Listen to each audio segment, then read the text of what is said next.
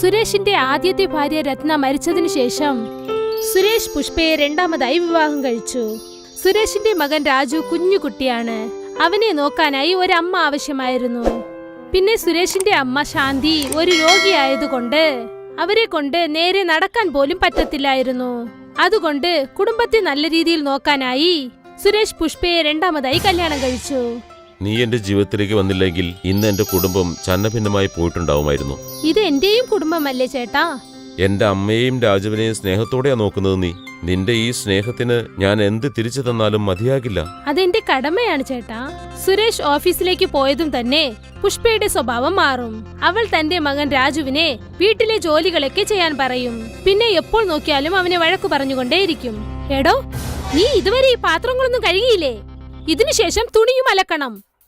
അമ്മേ, എനിക്ക് ഒട്ടും സുഖമില്ല അമ്മേ. വീട്ടിൽ ചുമ്മാ ഇരുന്നു കൊണ്ട് നന്നായിട്ട് ആഹാരം കഴിക്കുന്നുണ്ടല്ലോ, ഒരു ജോലിയും ചെയ്യുന്നില്ല. നീയും ചത്തു തൊലഞ്ഞൂടെ നിന്റെ അമ്മ മരിച്ചപ്പോൾ തന്നെ? നിങ്ങൾ എന്തിനാണ് ആവശ്യമില്ലാതെ എന്റെ അമ്മയെ കുറിച്ച് പറയുന്നേ? ഞാൻ എല്ലാ ജോലിയും ചെയ്യുന്നുണ്ടല്ലോ. വരെ വരെ നീ എതിർത്ത് സംസാരിക്കാനും തുടങ്ങിയിരിക്കുന്നു. നിൽക്ക്, ഇന്ന് ഞാൻ നിന്നെ എന്ത് ചെയ്യുമെന്ന് നോക്ക്. പുഷ്പ അവിടെ ഉണ്ടായിരുന്ന കമ്പെടുത്ത് രാജുവിനെ നന്നായിട്ട് അടിച്ചു. രാജു കരഞ്ഞുകൊണ്ട് തന്റെ അമ്മൂമ്മയുടെ അടുത്തേക്ക് ചെന്നു.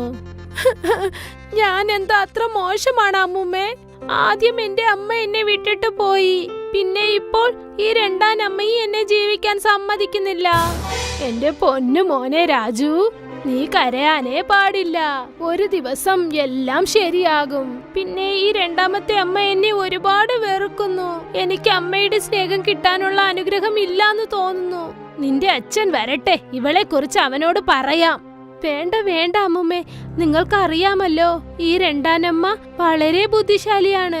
അച്ഛന്റെ മുൻപിൽ പാവം പോലെ ഇരിക്കും. പോയ പ്രാവശ്യം നിങ്ങൾ അച്ഛനോട് കംപ്ലൈന്റ് ചെയ്തില്ലേ? ഇവർ നിങ്ങളുടെ പുറത്ത് തെറ്റുണ്ടെന്ന് പറഞ്ഞ് നിങ്ങൾക്ക് 2 ദിവസം ആഹാരം നൽകിയില്ല. ഇങ്ങനെ രാജുവിന്റെ ദിവസങ്ങൾ കടന്നുപോയി. അവൻ തന്റെ അച്ഛനോട് ഒന്നും തന്നെ പറയാൻ പറ്റിയില്ല. എന്തെന്നാൽ പുഷ്പ തന്റെ സ്നേഹം കൊണ്ട് അദ്ദേഹത്തെ ഒരുപാട് വശീകരിച്ചിരുന്നു. സുരേഷ് പുഷ്പയ്ക്കെതിരായിട്ട് ആരെന്തു പറഞ്ഞാലും വിശ്വസിക്കില്ല. ഒരു ദിവസം പുഷ്പയുടെ സ്വന്തം മകനായ അമിത് പിസ്സ വേണമെന്ന് ഒരുപാട് വാശി പിടിച്ചു. അമ്മേ, എനിക്ക് ഇന്ന് പിസ്സ കഴിച്ചേ പറ്റൂ. ദിവസം തോറും ഈ ചപ്പാത്തിയും ഡോളും കഴിച്ചു ബോറടിക്കുന്നു. ശരി മോനെ, ഞാൻ നിനക്ക് ഇപ്പോൾ തന്നെ പിസ്സ ഓർഡർ ചെയ്യാം. ഡെലിവറി ബോയ് പിസ്സ വീട്ടിൽ നൽകിയിട്ട് പോയി. രാജുവിന്റെ മനസ്സിലും പിസ്സ കണ്ടപ്പോൾ ആഗ്രഹം തോന്നി. അവൻ വളരെ കൊതിയോടെ പിസ്സയുടെ ബോക്സ് നോക്കിക്കൊണ്ടിരുന്നു. ഡാ, നീ എന്റെ മകന് വാങ്ങിച്ചിട്ട് പോകുന്നത് കണ്ട് കണ്ണു വെക്കുകയാണോ? ഇല്ല, ഞാൻ ചുമ്മാ നോക്കിക്കൊണ്ടിരുന്നതാ. ഓടിവിടെ നിന്ന്. പുഷ്പ പ്ലേറ്റിൽ പിസ്സ എടുത്തു വെച്ചു. അപ്പോഴാണ് അവളുടെ മൊബൈൽ റിംഗ് ആയത്. അവൾ ഫോൺ അറ്റൻഡ് ചെയ്യാനായി പോയി. ഇതിനകത്ത് അമിത് വന്ന് എല്ലാ പിസ്സയും കഴിച്ചു തീർത്തു.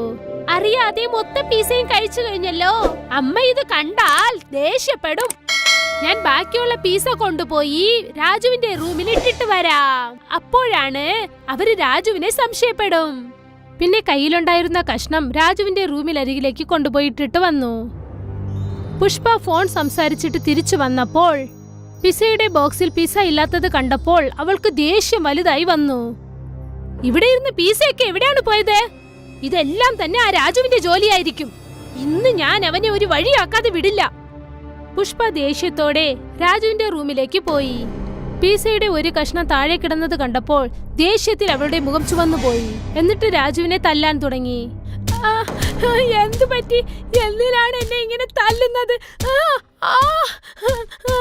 അത്രയ്ക്ക് കൊതിയാണല്ലേ? എല്ലാ പിസ്സയും കഴിച്ചു കളഞ്ഞല്ലേ? നിന്നെ ഞാൻ വിടില്ല വെറുതെ. നിന്നെ അടിച്ച് ഞാൻ ശരിയാക്കി തരാം.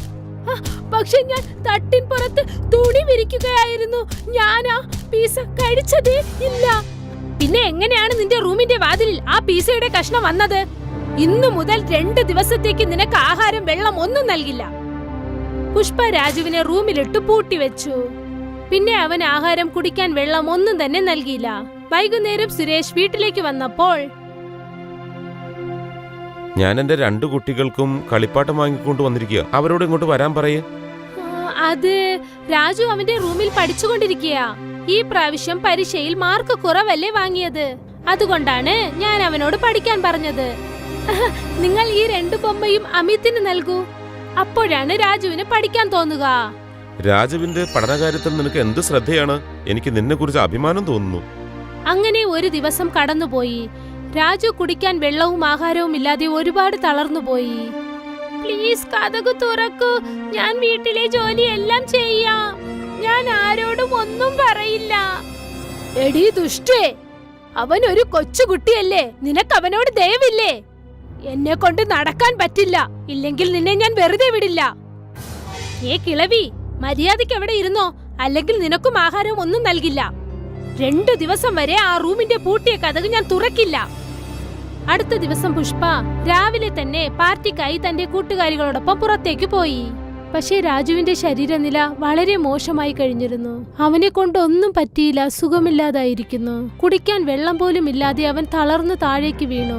വൈകുന്നേരം സുരേഷ് വീട്ടിലേക്ക് വന്നു. വീട്ടിൽ അവിടെ ആരും തന്നെ ഇല്ലായിരുന്നു. രാജുവിന്റെ റൂമിലേക്ക് നേരെ പോയി. ഇതെന്താ ഈ റൂം പുറത്തുനിന്നും പൂട്ടിയിരിക്കുന്നത്? ഒരുപക്ഷെ അവന്റെ പഠിത്തത്തിൽ ശല്യമുണ്ടാകാതിരിക്കാൻ പുഷ്പയായിരിക്കും ചെയ്തതല്ലേ. എന്റെ പയ്യൻ എത്ര കഷ്ടപ്പെട്ടാ പഠിക്കുന്നത്. വീട്ടിൽ ആരുമില്ലല്ലോ. ഞാനും രാജുവും കൂടി പുറത്തു പോയി ഡിന്നർ കഴിച്ചിട്ട് വന്നേക്കാം.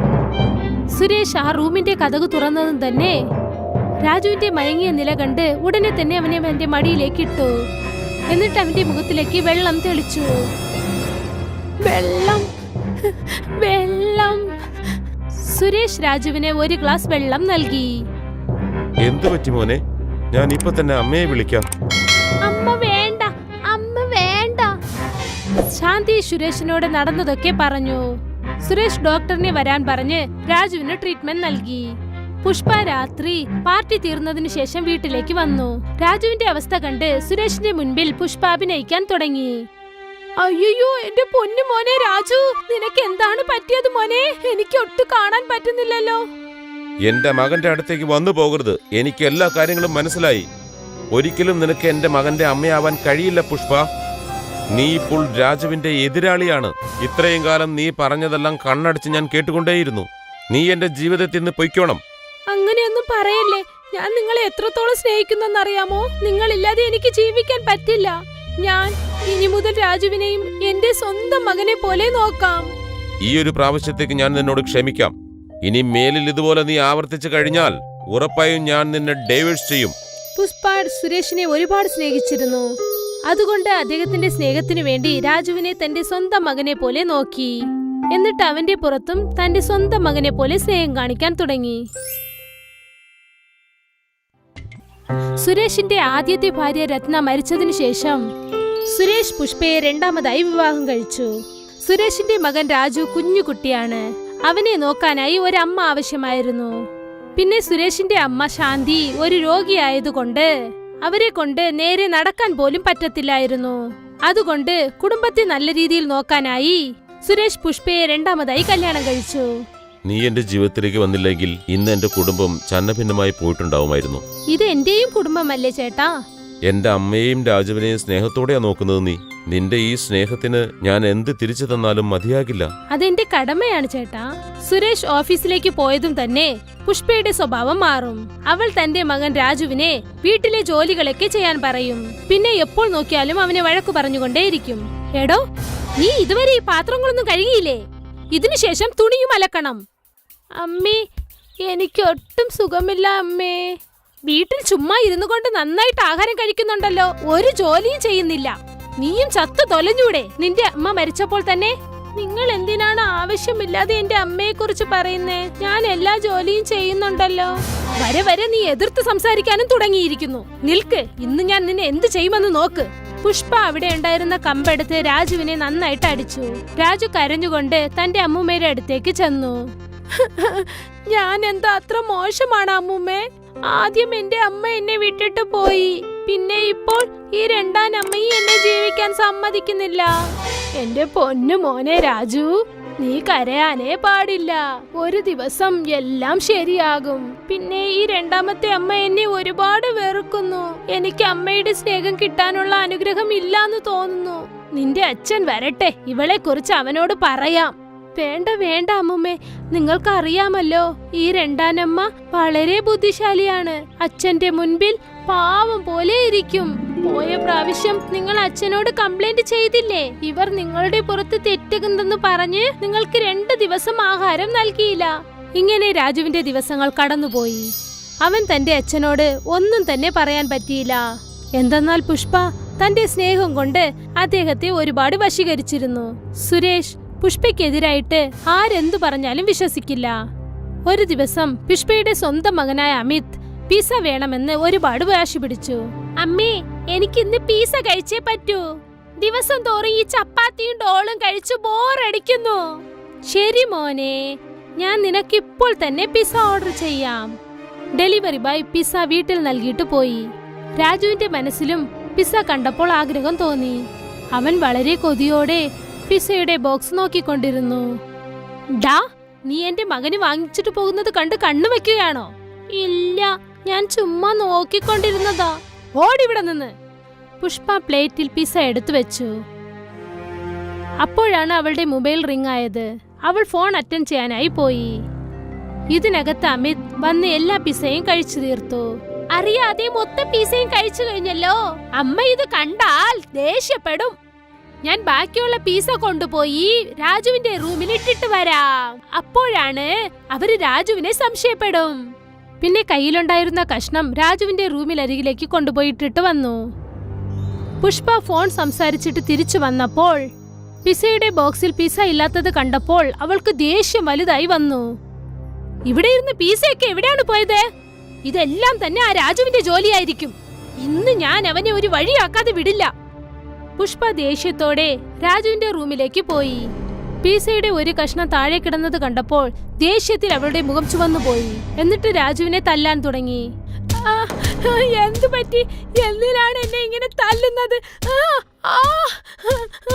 അത്രയ്ക്ക് കൊതിയാണല്ലേ? എല്ലാ പിസ്സയും കഴിച്ചു കളഞ്ഞല്ലേ? നിന്നെ ഞാൻ വിടില്ല. വെറുതെ നിന്നെ അടിച്ച് ഞാൻ ശരിയാക്കി തരാം.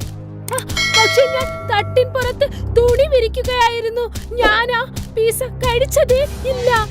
പിന്നെ എങ്ങനെയാണ് നിന്റെ റൂമിന്റെ വാതിലിൽ ആ പിസ്സയുടെ കഷ്ണം വന്നത്? ഇന്നു മുതൽ 2 ദിവസത്തേക്ക് നിനക്ക് ആഹാരം, വെള്ളം ഒന്നും നൽകില്ല.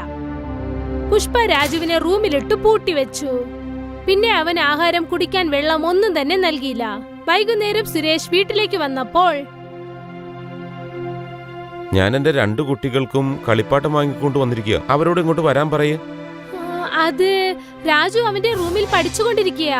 ഈ പ്രാവശ്യം പരീക്ഷയിൽ മാർക്ക് കുറവല്ലേ വാങ്ങിയത്. അതുകൊണ്ടാണ് ഞാൻ അവനോട് പഠിക്കാൻ പറഞ്ഞത്. നിങ്ങൾ ഈ 2 ബൊമ്മയും അമിതിന് നൽകൂ. അപ്പോഴാണ് രാജുവിന് പഠിക്കാൻ തോന്നുക. രാജുവിന്റെ പഠനകാര്യത്തിൽ നിനക്ക് എന്ത് ശ്രദ്ധയാണ്? എനിക്ക് നിന്നെ കുറിച്ച് അഭിമാനം തോന്നുന്നു. അങ്ങനെ ഒരു ദിവസം കടന്നുപോയി.